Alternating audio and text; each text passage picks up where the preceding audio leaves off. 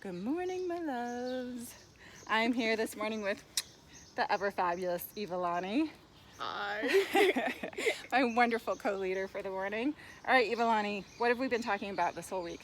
Authentic leadership. That's right. So authentic leadership is what we've been talking about and creating space. So in this time of fake news and fake science and fake, there's a big, huge cry for authentic leadership, for our leaders to be truly authentically themselves, yeah? Yes. Okay, so Eva is probably one of the strongest authentic leaders that I know. She's truly, truly authentic to herself. So I'm very lucky to have you as my co-leader here today. I'm very lucky to have you as my mom here today. It's good, we work together. All right, so what do you know about authentic leadership? Or maybe a story that you liked about this. I like the story that Mom tends to tell at this part of the leadership courses. It's really our Uncle Rob told us it once, and it's about one of our ancestors. And so he lived in a colony in New England, and then Native Americans went and killed his parents in front of him, and he had two other siblings, so they took the two other siblings and made them march up north with them, and one of his siblings died on that thing. And then they tried to sell him for ransom to the people of New England, but the people of New England didn't want him. So he grew up with the Native Americans, and when he got to 18, the people of New England came and took him away, even though he didn't want to go. And then, so yeah, what? Yeah, so they took him down to New England at that point. So a lot of the narrative that we would say sort of in society today is, whoa, that guy would need a lot of therapy. He probably had massive amounts of PTSD and probably was relatively messed up for his life. Yeah, would you say Yes. that? Yeah. So I think that this is a narrative that we tell around people who have had hard experiences and or people whose hard experiences are actually known, right? Because clearly the whole community knew about his hard experiences. It wasn't his secret, right? Yes. So we have this thing where we're collapsing together this idea of people who've had hard experiences with victimhood. Okay, and saying that people who have hard experiences or even express the hard experiences that they have, they're inherently victims and thus kind of can't be leaders to a certain degree, right? This is this funny thing that we're doing, that we're collapsing together. Okay, so what we'd like to do is pull it apart. Yeah, go ahead. I think everybody's had hard experiences. Right. That's right. That's why she's the strongest authentic leader that I know, right? Everyone has had hard experiences. Everyone's had stuff like that, yeah? Jack went to school in Japan. Yeah. Everyone has experienced suffering. And right now, actually, we're going through that kind of collectively as a world.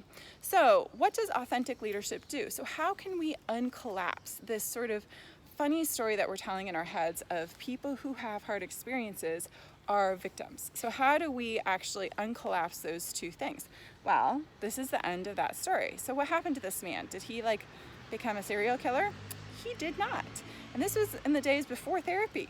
He ended up getting married, having kids, becoming a deacon in his church, and a pillar of his community. So how did this happen? Well, authentic leadership actually holds the key here, and so does creating space. So when we take the time to go through the things that are going on with us in our lives, it gives our brain the ability to actually process through what's happening, to find the strengths that are there, bring them to our conscious level, and then use them as power tools when we go into the future so that we have more choice and more strength as we go into the future. There is amazing neuroscience that's going on right now to support this. There's some really, really cool stuff out there about how neuroscience now is proving, why Buddhist meditation is so important. And why creating space for ourselves is so important. And it's that allowing things to process through our unconscious and then bring them up to that conscious level so that we can do something about them, right? Yes, sir. So that instead of letting those kind of victim voices run us, we actually have the ability to choose what we're going to do with them. Yeah? There's a hilarious far side of creating space where it's like in the days before television and you just see a bunch of people staring at the wall. That's right. So back in the day, there was kind of a lot more time for space, yeah? So, you know who's really good at inviting us to space? Mama Earth? Mama Earth. Mama Earth is so good at inviting us to find that space and create that space for ourselves in our life. When we go out into nature and when we get around Mama Earth, we have this spaciousness that's around us, which is amazing. And today happens to be Earth Day. It happens to be the day that we celebrate Mama Earth, isn't it? Yes, sir. Yes, it is. And Mama Earth is really talking right now, isn't she? She's really got some stuff to say. Maybe she's saying, take some time for some space. You know who else is really good at saying this? Moms? Moms happen to be really good at saying this too. My mom I know mom will what you're call me and she'll say, "What are you doing? Why don't you take some more time for yourself? Why are you doing this?" And I don't know why she always has a Jewish voice in my head, even though she doesn't really actually have a Jewish accent. Her sister converted to Judaism. She's probably more Hindu than she is anything. I think grandmother's more Hindu than she is anything. Yeah. Yes. Yeah. She got a lot of Christianity in her too. Buddhist. She's super into the suffering. Yes. Yes, she totally is. She does And Zen tangles. She does Zen tangles. Yeah. She sends me Sufi mystic quotes all the time. I don't know what grandmother is. She's all the things maybe. Yeah. She is grandmother. That's right. Yeah, exactly. It's her own religion. Grandmother. So perhaps today is a really good day to start listening to the mamas out there.